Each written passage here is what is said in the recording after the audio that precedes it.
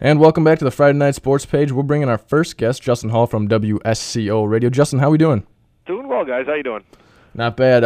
Before we get to the obvious elephant in the room, I kind of want to look at where the Packers are injury-wise. And Al Harris reportedly will play nickel from what we've been reading. How much do you see him playing, and how effective is he going to be come Sunday? Well, that's the question. I think we'll find out on Sunday how effective he's going to be. I mean, he's coming off a very serious knee injury, but if you look at Al Harris throughout his career, if anybody can do it, he's the guy. He had the torn spleen or pancreas or something a couple years back.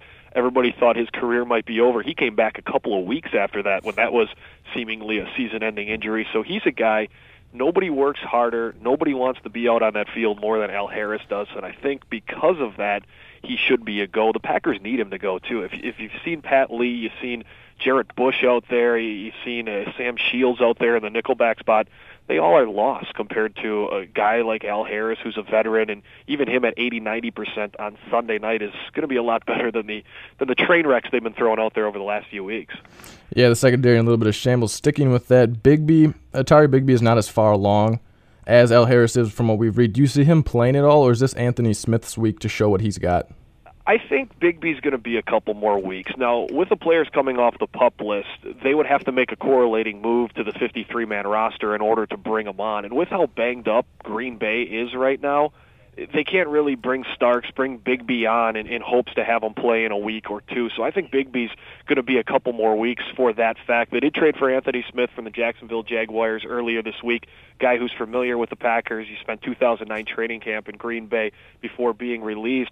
So he does have the familiarity there where he can step in. Remember, the Packers are still trying to fill in for two safeties that were on that roster at the beginning of the season, Morgan Burnett going on IR and Derek Martin going on IR. Smith is just one guy. Bigby will eventually be that second guy, but I think because of how banged up they are at other positions like linebacker, like defensive line, and needing to suit some C.J. Wilsons and Jarris Wins and some of the Frank Zombos and the Robert Francois at the linebacker spot, having to suit those guys up, they can't afford to put Bigby on that 53-man roster and get rid of a healthy body as of right now. You mentioned Anthony Smith playing with the Packers in 2009. What type of player he is for Packer fans who have forgot about him? Well, he was a hard hitter. I think that was the thing that really caught everybody's eye. The reason why he was let go is because before the 2009 season, the Packers traded offensive lineman Tony Mall to Baltimore in exchange for Derek Martin, and Derek Martin has been a special teams stud, to say the least. So that was the difference between Smith and Martin, was just how effective Martin was on special teams. As a pure safety, Smith was a little bit better. He knows the system. He played in the 3-4. He spent time in Pittsburgh, so he's well aware of it. He's a hard hitter. He's kind of a heady guy. He's a lot like Nick Collins, another reason, too, why they released him before the 2009 season. Instead of having a couple of same players in the backfield, they wanted a little bit more diversity. So he's a guy that should be able to come in. He's going to be heady. He's starting in Jacksonville, so he does have that experience. He does know the system, and he should be a solid guy. He might even be a step up from a Charlie Peppra and a Derek Martin, but time will tell just how comfortable he will be in the new digs in the green and gold. Justin Hall joining us from WSCO Radio. Hey, Justin, Brandon here. We're going to move on to that big elephant in the room that Phil mentioned before. What do you see with the storyline here? Is it still Favre versus the Packers, or have we moved on from that? There's probably about 10 to 20% of people that still are making this Favre versus the Packers, and everybody who's even talking about that is on the Brett Favre side. And the only reason they're bringing it up is because they're selfish. They wanted to see their quarterback play as long as he wanted to play in a green and gold uniform. It didn't matter if they were 4-12 or 12-4. Brett Favre was the Green Bay Packers to them, and therefore they're still crying because he is not there. The other 80%, they have moved on. If the Packers lose Sunday night, Packer Nation isn't going to be sitting there feeling sorry for themselves because they're 0-3 all time against Brett Favre, and Brett Favre beat them again. They're going to be upset because the Packers are 3-4, a team that had Super Bowl hype surrounding them, has a roster that should be playoff ready, that should be a playoff team, and should be a competitor in the NFC. 3-4. couple of games behind the Bears, depending on what happens Sunday for them against Washington. You're now trailing Minnesota in the standings. You just lost an NFC North home game, or a divisional game at home, which you can't do if you want to be a playoff team. That's going to be the biggest thing about it. The players, they've admitted last year it was a big thing. It was a big story. They've been talking about it, but this year, the only people that are talking about it are the people that are still crying Favre and hate Ted Thompson. And that being said, when it's all said and done Sunday night, do you think we will have heard more boos or cheers from the fans at Lambeau? Boos? He plays for the Minnesota Vikings. I mean, last year when there was still that carryover sentiment where there were still a lot of people that were upset about how everything went, and he ran out to maybe the loudest boos we have ever heard on Lambeau Field. Now with another year passing, I mean, he's a Viking. He's a Minnesota Viking. That's how everyone is looking at Brett Favre, outside of the people that just can't get over it. And as I mentioned, there's still about 10 to 20% of the people that are out there that are still crying about it, still, upset about it. Get over it. It's done with. He's a Minnesota Viking. He's going to get booed, and he's going to be playing for the other team, and maybe he'll help Green Bay with one of those patented interceptions. All right, and also earlier this week, Favre came out and said this is likely his last game at Lambeau. How much can we believe that, considering what this guy's been through in the last couple of years?